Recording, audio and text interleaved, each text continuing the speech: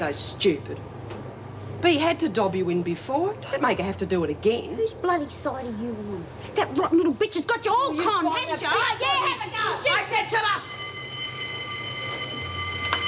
Come on. Get some fresh air.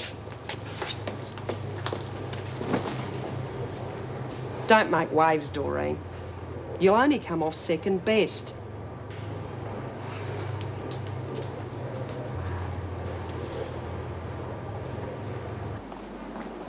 Hey, Jude, Doreen's out of the pound.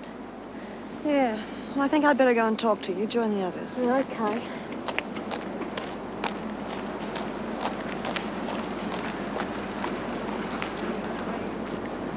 Hey, what's up with you?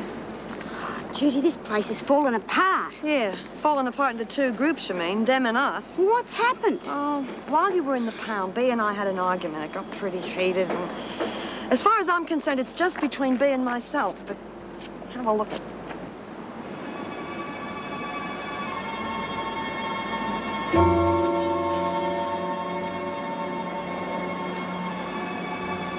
Well, apparently they've taken sides. That's my group on the left. Your group? What do they want? They want to take Bea off the pedestal and put me on it. Why do I have to choose? You can't sit on the fence, Hazel. You've got to pick a side. I could get my head kicked in if I make the wrong choice. Make sure you don't.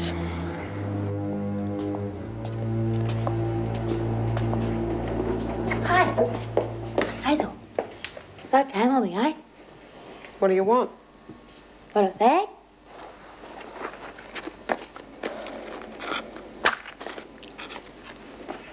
Got a lot?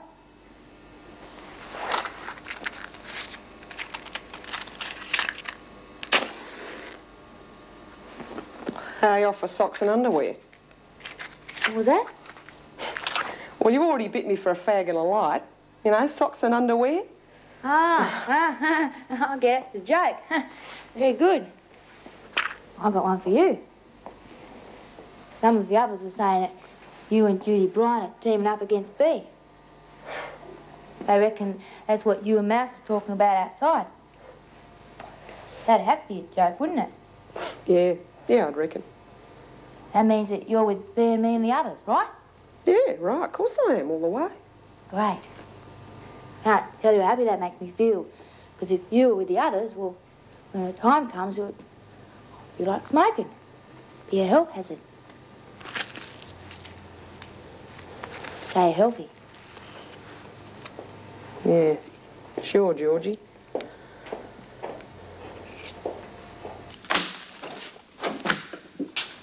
Lizzie, what are you doing here? I got to talk to somebody, Mr. Andrews. Something going on around here, and I don't like it. What, the lessons aren't you happy with? No, it's got nothing to do with that. Listen, if I told you something real confidential, you wouldn't say nothing. Oh, yes, of course you would. Lizzie, what's wrong?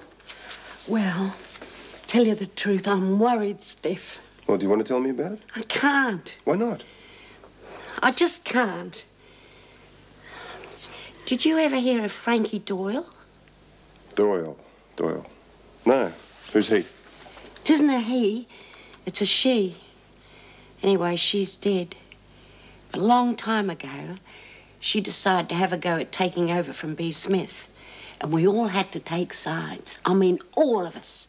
No sitting on the fence. If we had, we'd have copped it from all sides. Anyway, there was this blue going on, and finally a riot. And a man was killed. Bill Jackson, Mrs. Morris's first husband. Well, that's awful. You reckon? That was kindergarten playtime. Compared to what? Compared to what's going to happen now if they all get off the fence and they all take sides. This whole bloody joint's going to be split right in half.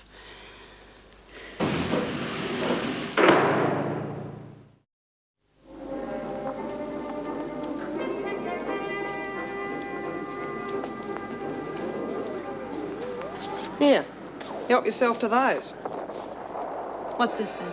My membership card. You can count me in. What in? What's this all about? I just got the treatment from Georgie Baxter a while back. Join up with them or else. Yeah, well, you better go and join up with them. hang then. on, Judy. Now, you listen to me a minute. I've already told Mouse, and I'm telling you now, as far as I am concerned, there will be no taking of sides.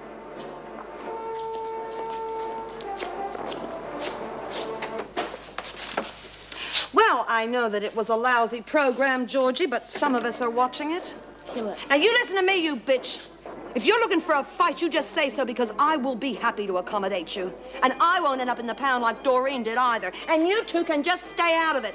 I'm not B. Smith. I don't need to have the help of 1,000 people. My name in vain? Just remember what I said. Anytime, any place. Just you and me.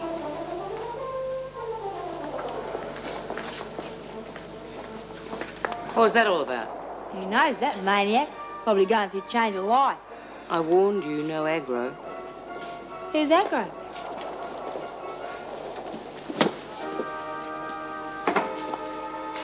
Looking a bit unhealthy there, Hazel.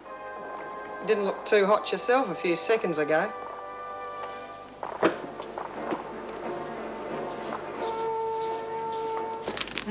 Bitch. Jude, what's wrong? I'll tell you what's wrong. Georgie Baxter, that's what's wrong. She's in there now, pushing and needling, deliberately stirring, and B can't see it. She's protecting the bitch even now. God, I wish I could get my hands on her. I'd kill her. Oh, she'll get hers all right. Don't you worry about that. But she's got to get it clean, because any other way and the whole place will be split right down the middle. Well, how are we going to do it? I don't know yet. We just have to wait until B wakes up to her, that's all. Yeah, if she ever does. She will. Just a matter of time. But B'll have to make the first move, because I am not crawling to her over that little twit. How long have you been standing there? I just walked in. What's wrong with your own cell? I said I just walked Sent you along to spy on us, did they? I don't spy on nobody, Dor. What's the matter with you two, for crying out loud? You're supposed to be mates. My mates don't share cells with stirrers. Oh, come off it, Dor. Wasn't my fault that she was put in my cell or that you were moved out.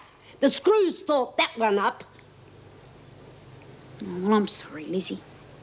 It's just everything. Being in the pound, loss of privileges, everything, you know? Of course I do, love. That's why I'm coming to see you. I thought you might have needed a little company. Oh, hell, it's all her fault. She's not even in the room and she manages to muck things up. What are we going to do about it, Jude?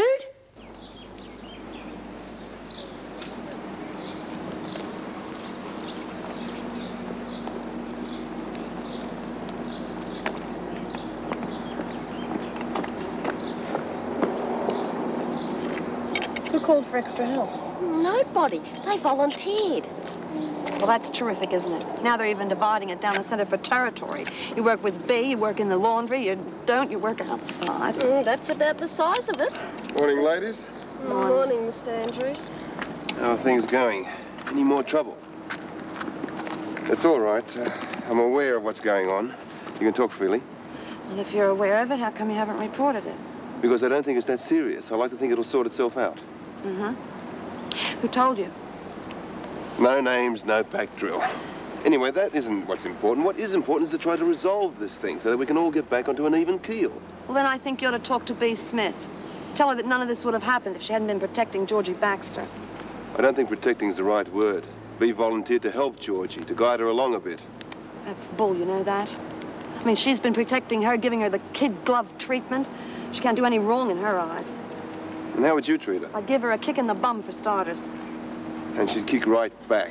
I hardly think that's constructive. And you think this is? I mean, the whole camp's divided into two lots. Them and us. You're trying to tell me you know what's going on around here, are you? Well, I know there's been some faction forming and a few arguments, ostensibly created by Georgie, but I'm not too sure about that. She's got you bluffed too, you know? I don't think so. Well, I do.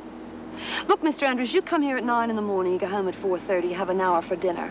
You don't live here. You don't spend 24 hours a day here. Yeah. So how could you possibly know what's going on here? Yesterday, there was just Mouse and I out here in the garden. The rest of them are inside taking up sides.